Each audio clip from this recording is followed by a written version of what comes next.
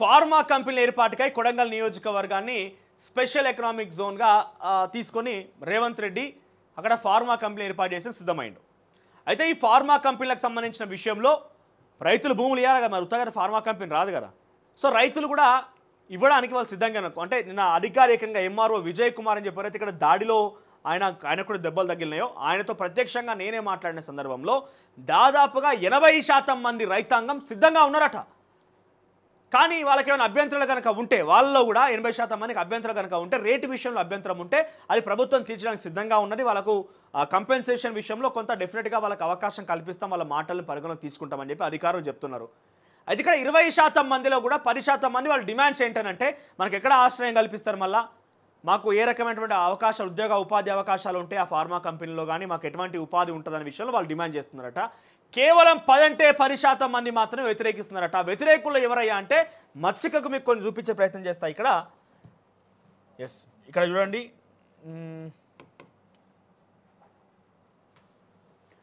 ఆ మచ్చికకు మీకు చూపించేటువంటి అంశం ఏంటంటే ఇక్కడ సర్కిల్లో ఉన్న వ్యక్తి, ఆయన పేరుందో తెలియదు కానీ సోషల్ మీడియాలో మాత్రం ఈ ఫోటోలు అయితే వైరల్గా మారినాయి. ఈ సర్కిల్లో ఉన్న వ్యక్తి బీఆర్ఎస్ కండువా వేసుకున్నాడు, పట్టణ నరేందర్ రెడ్డి పక్కనే ఉన్నాడు, ఇక్కడ సన్మాన్ చేసి దగ్గర ఉన్నాడు, కేటీఆర్ దగ్గర ఉన్నాడు. ఇప్పుడు ఈ వ్యక్తే నిన్న ఇది ఎక్కడ కొడంగల్ నియోజకవర్గం దుద్యాల మండలం లగిచెర్ల గ్రామంలో ప్రజాభిప్రాయ సేకరణకి అధికారులు రావాలని చెప్పి ఏకంగా ప్రజలే కోరుకున్నారట. ప్రజలే వాళ్ళు మీరు ప్రజాభిప్రాయ సేకరణ రాని మా అభిప్రాయాలు మీరు తెలుసుకోండి అని చెప్పి వాళ్ళు డిమాండ్ చేసినంలో భాగంగా అధికారు కలెక్టర్ కానీ ఆర్డీఓ కానీ ఎంఆర్ఓ కానీ లేకుంటే కడా చైర్మన్ వెంకటరెడ్డి అందరూ కూడా కలిసి అక్కడికి పోయిర్రు. పోయిన తర్వాత ఏమైంది, వీళ్ళంతా కూడా ఊర్ల మధ్యలో పెట్టరు కదా ఈ ప్రజాభిప్రాయ సేకరణ, ఒక ఖాళీ స్థలంలో ఏర్పాటు చేసి మొత్తం టెంట్లో అవన్నీ ఏర్పాటు చేసి ఒక ప్రత్యేకమైనటువంటి స్థలంలో మొత్తం ప్రశాంతమైనటువంటి వాతావరణం ఏర్పాటు చేసుకున్నారు, ఒక ఊరు నుంచి ఒక 100-200 మీటర్ల దూరంలో. అయితే అక్కడికి ఈ వ్యక్తి పోయిండు, ఎవరు ఈ సర్కిల్లో కనబడుతున్న వ్యక్తి పోయి మీరు అక్కడ దూరం అవుతుంది మీ ఊర్లోకే రండి సార్, ఊర్లోనే మాట్లాడుకుందాం అన్నట్టుగా వాళ్ళు పిలిస్తే మళ్ళీ ఊర్లోకే పోయిండట. పోయి వంగనే ఏమైపోయింది, కథం దాడి చేసి మొదలుపెట్టారు. దాడి చేయడం మొదలుపెట్టారు. ఇష్టానుసారంగా ఇష్టం వచ్చినట్టుగా పిచ్చిగా చేతికి దొరికిందల్లా బండరాయి అయితే బండరాయి, లేకపోతే ఇంకోటి అయితే ఇంకోటి. సో ఇక్కడ చూడండి ఆయన మాట్లాడుతున్న మాట.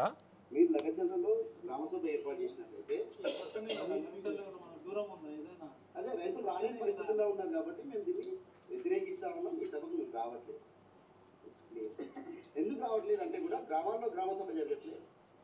మీరు లగచర్లలో గ్రామ సభ పక్కనే లగచర్ల పక్కనే ఏర్పాటు చేస్తే లేదా మీరు గ్రామంలోకి రావాలి. అదే రైతులు రాలేని పరిస్థితుల్లో ఉన్నారు కాబట్టి మేము దీన్ని వ్యతిరేకిస్తా ఉన్నాం. ఈ సభకు మేము రైట్ వచ్చి రాగానే ఎంట్రీ ఇచ్చేసిరు.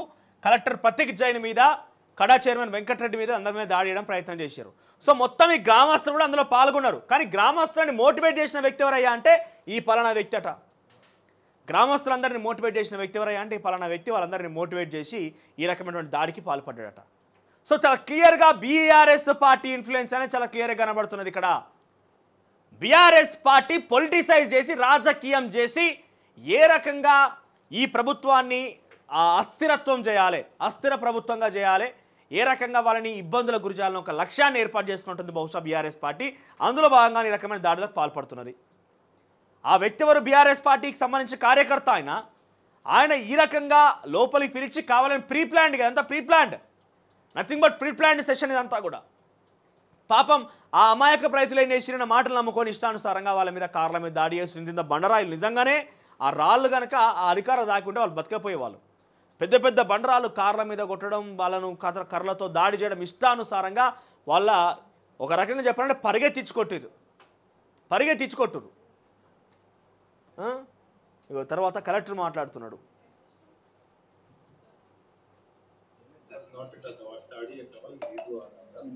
మాట్లాడడానికి పోయింది, వాళ్ళు కూడా మాట్లాడడానికి మమ్మల్ని పిలిచి తీసుకుని ఆ తర్వాత పోయినప్పుడు అక్కడ ఏదో some fellows were there, they started conspiring. They're all tribals. So చూసి అలాగా అవుతుంది. But they were all farmers, our people. అలాగా దాడి వర్డ్ మీరు వాడకండి, యూజ్ చేయండి. ఇక్కడ ఏమంటున్నా ఆయన అంటే ఈయన మీరు దాడి చేసి ఈయన మీదనా మీరు మీ ప్రతాపం చూపించింది. ఆయన మాటలు అర్థమవుతున్నాయి కదా, ఆయన యొక్క ఎట్లా ఉంది ఆయన ఎమోషన్స్ అనేది. మీరు దాడి అని మాట్లాడకండి దయచేసి.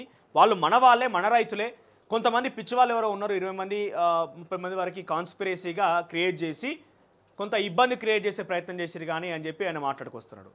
ఇంత దారుణమా? బీఆర్ఎస్ పార్టీ పట్టణ నరేందర్ రెడ్డి కానీ వీళ్ళందరూ ఎట్లా చేస్తారు? మళ్ళీ పై స్థాయి ఉన్నటువంటి పెద్ద తలకాయ ఆదేశాలు ఉంటేనే కదా.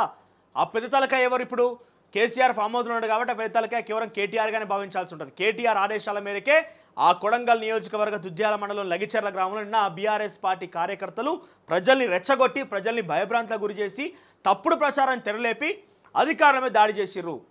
సో మీరు ఎక్కడి నుంచి మొదలు పెట్టాలి? పోలీస్ ఎంక్వైరీ కూడా అంటే అక్కడి నుంచి మొదలు పెట్టుకురావాలి. ఏమని? ఈ రకమైన దాడికి కారణం ఎవరు ఆదేశిస్తే దాడి జరిగింది? పట్నం నరేందర్ రెడ్డికి ఎవరు ఆదేశించారు? పట్నం నరేందర్ రెడ్డి ఎవరికి ఆదేశాలు జారీ చేసిండు? ఇవన్నీ కూడా మీరు ఒక్కొక్కటి తవ్వుకురావాలి. లేదంటే ఇక్కడితో ఆగేది కాదు కదా. అస్థిర ప్రభుత్వాన్ని క్రియేట్ చేసేటువంటి లక్ష్యం కొద్దే బీఆర్ఎస్ పార్టీ ముందు పోతున్నట్టు కనబడుతున్నది. ఇంత దుర్మార్గమా? ఇప్పుడు ఏమైంది? రైతులు రెచ్చిపోయిర్రు. రైతుల BRS party pink media pink సంబంధించినటువంటి కార్యకర్తలు ఉంటారు, పింక్ కార్యకర్తలు. ఈ గులాబీ కార్యకర్తలు కాస్త రెచ్చిపోయిన తర్వాత కేసులు ఎవరి మీద అయితే ఇప్పుడు కేసులు అయితే ఎవరు శిక్ష అనుభవించాల్సి వస్తుంది? అధికార దుర్వినియోగం అని చెప్పి అధికారులకు సంబంధించి వాళ్ళ యొక్క విధి నిర్వహణలో అడ్డంకించారని చెప్పి ఎవరి మీద కేసులు అవుతాయి? ఈ రైతుల మీద, సామాన్య రైతుల మీద, ఈ కార్యకర్తల మీదనే కదా. ఆదేశించినట్టు చక్కగానే ఉండే, కమ్మగ తినబట్టే కుమ్మగుండబట్టే. మీకు ఎందుకు ఈ తిప్పలా? నిజంగా మీరు ఏదైనా ప్రతిపాదన పెట్టాలనుకుంటే ప్రతిదాడి చేయడం కాదు ఇక్కడ. మీరు అడ్డుకోండి, అక్కడ నిరసన వ్యక్తం చేయండి. లేదు కాదు కూడదు అనుకుంటే వినతి రూపంలో మీరు ఏం చెప్పాలనుకుంటే చెప్పండి. గతంలో కాళేశ్వరం ప్రాజెక్టు కానీ ఈ మల్లసాగర్ జరిగింది, ఈ దాడులతో పరిష్కారం కాలేదు. నిజంగా దాడి చేయాలనుకుంటే నీకు సుక్కలు చూపిస్తారు కొడక హరీష్ రావు, కేటీఆర్. నిజంగానే ఈ కాళేశ్వరం వల్ల మల్లసాగర్లో దాడి చేయాలనుకుంటే వాటి వల్ల ఆ ప్రజానికానికి ఏం ఉపయోగం అవుతలే. ఆ నీళ్ళతో కనీసం వాళ్ళు తాగునీళ్ళు కూడా దొరుకుతలేవు. మిషన్ భగీరథ అని చెప్పి ఊర్లలో ఉన్నటువంటి పాత ట్యాంకులకి కొత్త పెయింట్లు వేసి మిషన్ భగీరథ అని చెప్పి గరే బోర్ వాటర్ సప్లై చేస్తున్నారు. కనీసం వాళ్ళకి అక్కడి నుంచి రూపాయి కూడా ఉపయోగం లేదు వాటి నుంచి. ఒకవేళ నిజంగానే ఈ రకంగానే మీ మీద దాడులు చేయాల్సి వస్తే మిమ్మల్ని ఉరికించుకుంటే కాదు, మొత్తం తెలంగాణ బార్డర్ దాటేదాకా తరిమి కొడుతురు. తెలంగాణ బార్డర్ దాటేదాకా తరిమి కొట్టారు మిమ్మల్ని. కానీ ఏమో చేస్తా అంటున్నారు కదా, అప్పుడే తెలంగాణ వచ్చింది కానీ చెప్పి చాలా స్వచ్ఛందంగా ఆ బాధితుల్లో నేను కూడా ఒక బాధితున్నా. మా కుటుంబం కూడా బాధితుల కుటుంబంలోనే ఉన్నది. తరిమి కొడుతున్నారు నేను తెలంగాణ రాష్ట్రం నుంచి.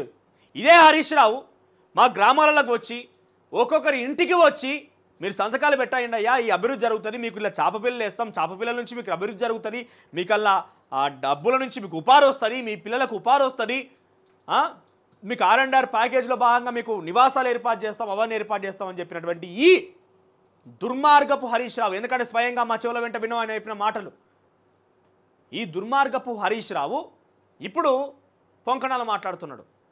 ఈ కేటీఆర్ ఇప్పుడు ఇటువంటి చర్యలకు పాల్పడుతున్నాడు. ఆ రోజే కనుక చేయాల్సి వస్తే తెలంగాణ బార్డర్ దాటేదాకా పరిగెత్తించి కొట్టోళ్ళు కాళేశ్వరం కానీ మల్లనాసాగర్ బాధితులు కానీ. సో అంటే మొత్తం మీద పొలిటిసైజ్ అయినట్టుగా చాలా క్లియర్ కనబడుతున్నది. ఇది ఎక్కడ పొలిటిసైజ్ చేసి కావాలని అస్థిరమైనటువంటి ప్రభుత్వాన్ని ఏర్పాటు చేయడమే లక్ష్యం వాళ్ళది.